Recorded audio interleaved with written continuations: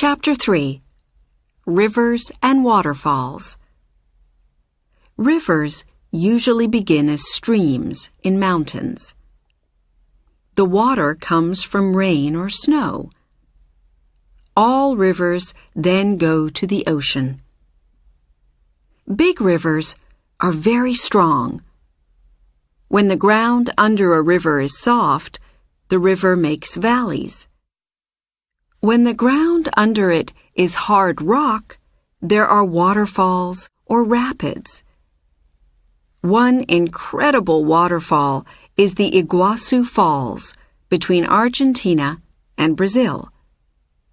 Iguazu means big water in an old language of South America. There's more water in the River Amazon than in any other river in the world.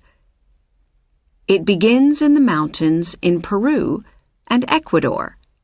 Then it goes through the rainforest in Brazil and to the Atlantic Ocean. There are no bridges on the Amazon. First, the river goes through rainforest, and there are no roads. Then, near the ocean, the river is very wide, so people can't build bridges. They cross the river by boat. Discover! The Amazon is the home of one of the longest snakes, called anacondas.